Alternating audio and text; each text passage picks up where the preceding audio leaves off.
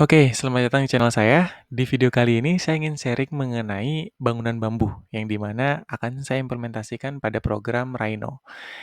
Di sini saya akan melakukan dua sharing. Sharing pertama yaitu mengenai apa itu bangunan bambu, bagaimana cara membuatnya, materialnya seperti apa, persyaratannya seperti apa, dan yang kedua, saya ingin sharing bagaimana cara menggunakan Rhino. Dan bangunan seperti apa yang akan saya implementasikan? Ya, tidak jauh seperti yang ada di layar. Jadi saya akan membuatnya parametrik, yang dimana mengambil bentuk dasar dari material yang lunak seperti daun, ranting, pepohonan, dan lain sebagainya. Dan saya juga ingin berbagi mengenai jenis-jenis bambu, di mana lokasinya, diameternya berapa. Itu berdasarkan pengalaman saya selama ini, dan saya harap ini juga membantu. Ayo kita mulai. Oke, jadi ini merupakan tampilan dasar dari Rhino 7. Saya menggunakan Rhino versi 7 dan di sini saya tidak akan menjelaskan secara basic interface Rhino, tools-tools Rhino karena sudah banyak sekali di YouTube menjelaskan hal seperti itu dan poin saya di sini adalah menjelaskan cara saya, flow kerja saya dalam menggunakan Rhino untuk membuat bangunan bambu. Oke, saya akan jelaskan beberapa tools yang akan saya gunakan. Di sini saya akan lebih menggunakan garis, setelah itu dari line, circle, setelah itu rebuild, saya menggunakan rebuild untuk menentukan poinnya tersebut. Setelah itu saya akan menggunakan dua komen yang paling sering saya lakukan untuk membuat sebuah surface atap, yaitu loft dan network surface. Oke, saya akan mulai dari bentuk garis, di mana saya akan menggunakan perintah line, dan saya akan ingin membuatnya tepat di area bagian tengah untuk garis tersebut. Dan saya akan membuat sebuah garis lingkaran untuk mendapatkan bentuk kurvnya. Sebelum saya lanjut lebih jauh, kenapa saya membuat sebuah garis terlebih dahulu? Karena tujuan utama saya adalah membuat bentuk atap. Jadi di Rhino itu awal-awal yang akan saya buat itu ya bentuk atap itu sendiri. Berbeda dengan di lapangan, di mana di lapangan berbuat pertama yaitu fondasinya, setelah itu kolom, setelah itu ke atas. Sedangkan di Rhino saya sebaliknya. Jadi dari study atap dulu, study bentuk terlebih dahulu. Setelah atap oke, kita lanjut ke bawah. Untuk sesi kali ini saya akan khusus membuat atap dan sesi berikutnya saya akan kembangkan lagi ke bawah, yaitu untuk struktur bambunya, kolomnya, dan lain sebagainya. Nah, di sini tujuan saya adalah membuat sebuah bentuk yang parametrik. Jadi saya ingin membuat analogi dalam bentuk daun. Lingkaran ini saya potong, saya menggunakan perintah split. Jadi saya akan menjelaskan apa komen yang saya gunakan, jadi nanti lebih lengkapnya bisa diulangi kembali komen-komen apa yang saya gunakan dalam membuat sebuah bentuk di Rhino. Di sini saya full menggunakan tools dari Rhino ya, saya tidak menggunakan Grasshopper. Jadi untuk Grasshopper saya akan buat di sesi yang lainnya. Di sini saya benar-benar fokus memanfaatkan tools-tools yang ada di Rhino. Oke, setelah saya mendapatkan curve setengah atap, ya saya anggap setengah atap terlebih dahulu. eh, di sini saya akan naikkan sekitar 2,4. Kenapa 2,4? Karena sepengalaman saya 2,4 itu ketinggian atap yang sangat ideal ya untuk menghindari atap dari hujan, dari eh, tampiasan biasanya dari tampiasan air hujan itu 2,4 sudah sangat ideal menurut saya. Nah, di sini saya akan mendapatkan 1, 2, 3, 4, 5 poin. Atau bisa bilang di sini ada beberapa poin yang dapat saya atur. Misalnya saya klik poin ini, saya tarik ke atas, saya bisa atur naik turunnya.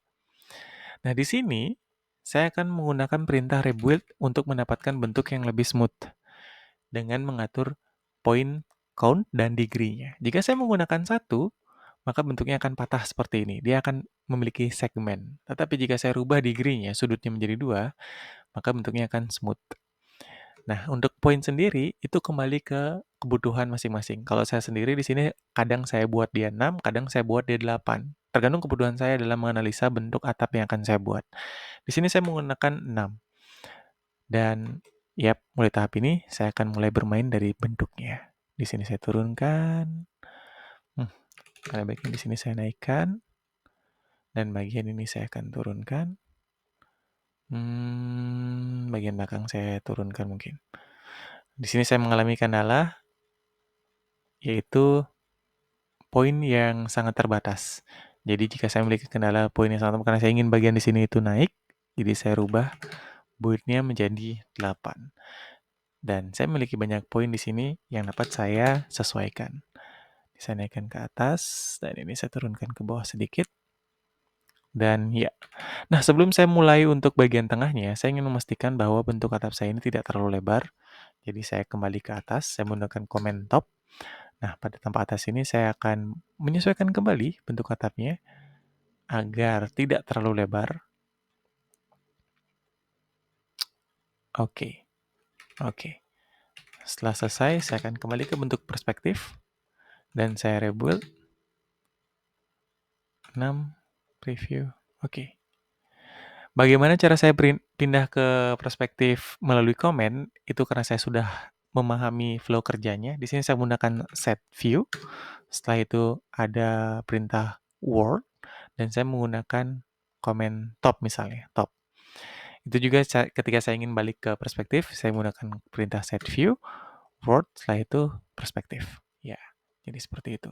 Nah, setelah saya mendapatkan bentuk yang sesuai dengan apa yang saya inginkan, barulah saya mulai ke bagian tengahnya.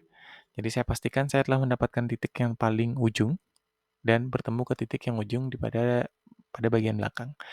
Garis ini saya rebuild menjadi 4 sisi, 4 sisi, dan saya naikkan di bagian depannya, sehingga saya mendapatkan bentuk tampak depannya.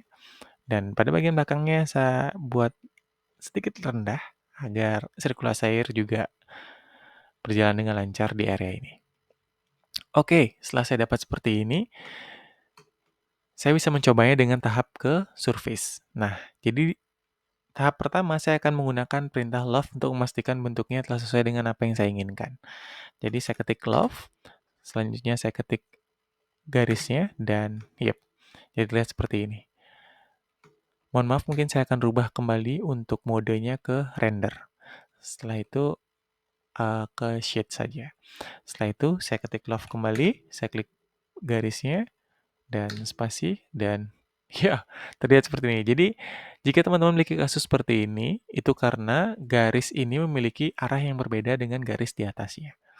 Untuk mengatasi masalah tersebut, pada garis bagian atas, saya klik dan saya ketik flip.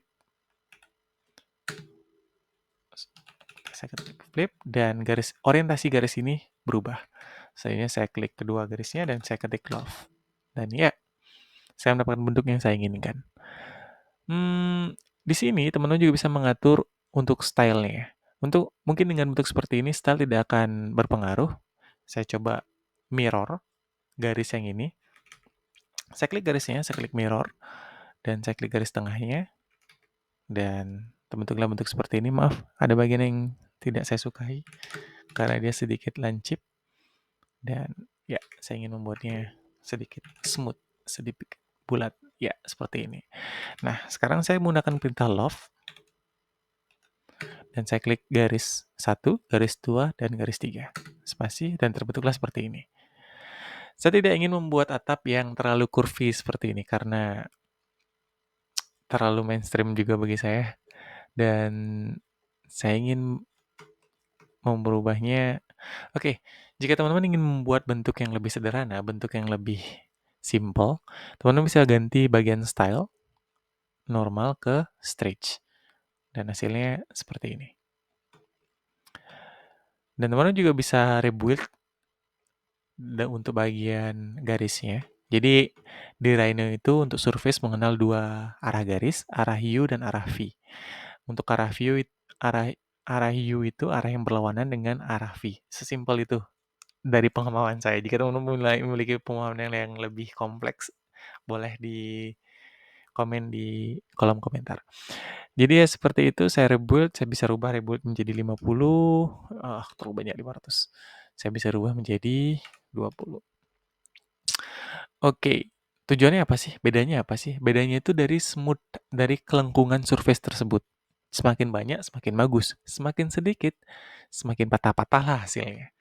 Jadi ketika saya klik OK, dan jadi, terlihatnya di mana? Ketika kita rubah ke area render, ke mode render.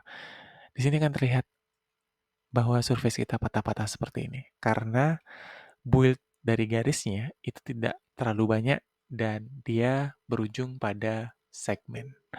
Bagaimana caranya biar dia terlihat smooth dan mulus? Caranya itu sederhana, jadi saya klik garis yang tadi saya buat, bagian sini juga, saya pindahkan, saya copy ke area sebelahnya. Di sini kita mulai ke perintah yang kedua, yaitu network surface. Network surface, ketika saya klik network surface, dan di sini saya mendapatkan saran untuk melakukan auto, di mana kedua garis atau semua garis bisa saya klik, dan saya klik spasi. Ternyata gagal, unable to sort curve, karena tidak ada garis berlawannya. Jadi itulah fungsinya network surface. Network surface kita harus memiliki garis arah yang berbeda, arah V-nya. Untuk love kita memiliki satu arah yang dimana memang fungsi love itu bisa digunakan untuk satu arah, tidak dua arah. Dan untuk network surface kita memerlukan satu arah yang berlawanan untuk mengkoneksi garis satu dengan garis lainnya. Nah, ketika saya klik network surface dan saya klik garis yang saya inginkan, dan ya, maka hasilnya jadi. Di sini juga ada pilihan mau dibuat agak lepas atau lebih mempertahankan posisinya. Saya lebih mempertahankan posisinya.